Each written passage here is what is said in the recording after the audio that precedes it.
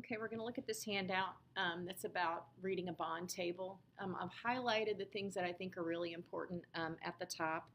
Notice it says that corporate bonds do not represent shares of ownership in a company. So these are different than stocks. Stock, you actually own part of the company.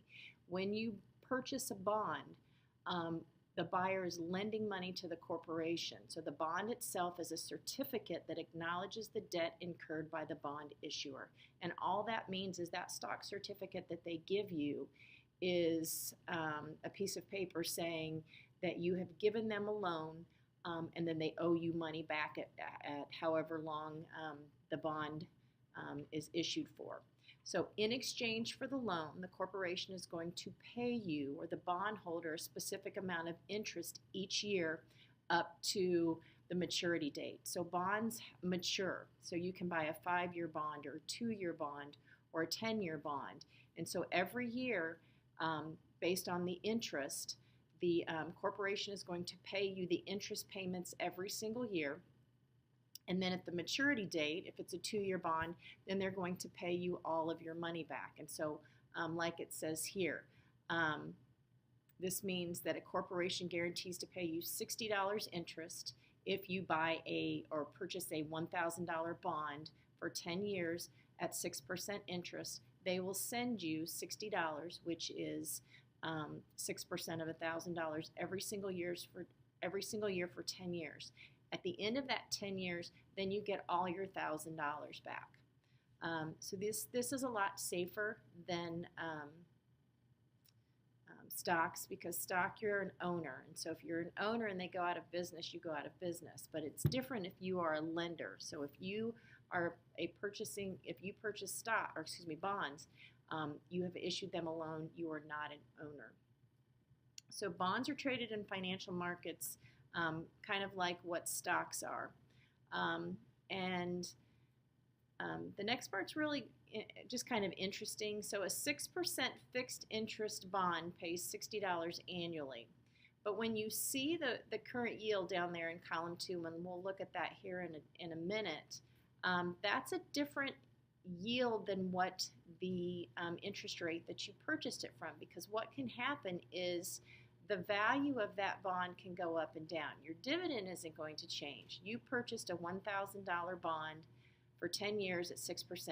Every single year you're going to get that $60. But the value, the dollar amount that bond is worth, can go up or down.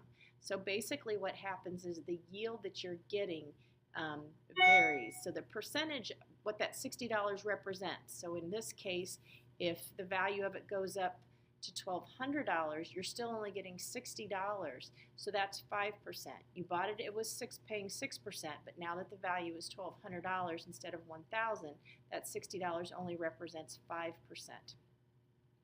And then if the bond price falls, you bought it for $1,000 and now the bond is only worth $800, you're actually getting 7.5% yield or interest back on that. So the bond prices change when interest rates change. And I'm not going to ever expect you to calculate that. I just think it's very something when you see bond yields and stuff and those percentages. Your dollar amount, that $60 never changes.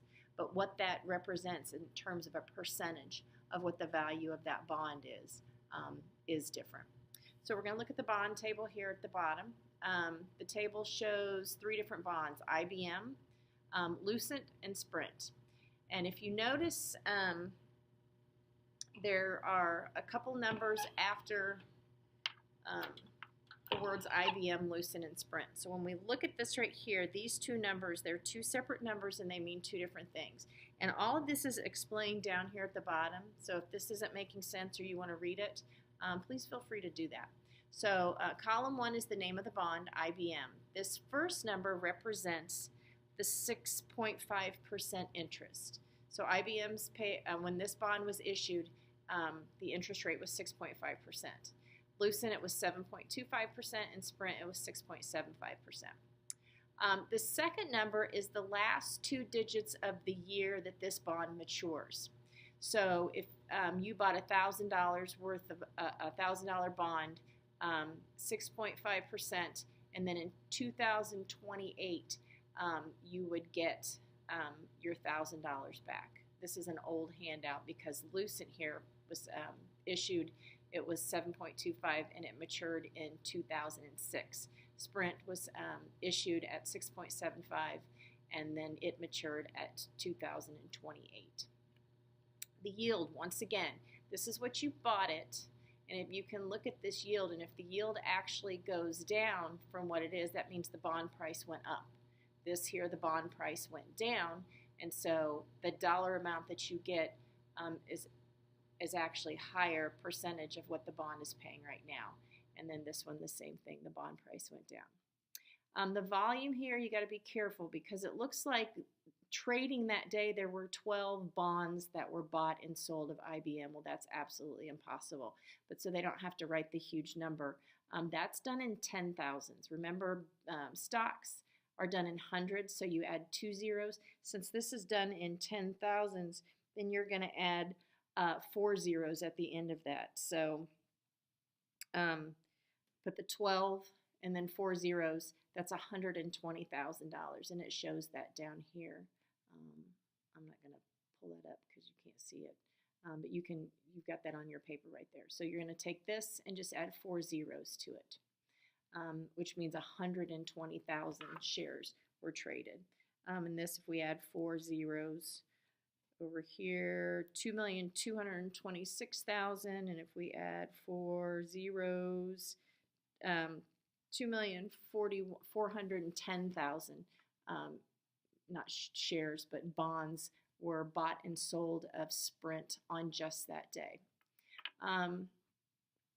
Closing price here.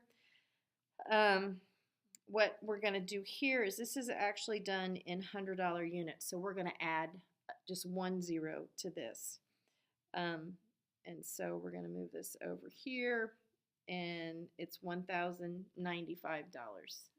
I'm never going to ask you to do that. I'm not going to have you convert. What I will ask you is that you can identify what the maturity date is on these and what the yield, which is the percentage that it's either currently yielding at or what they bought it at.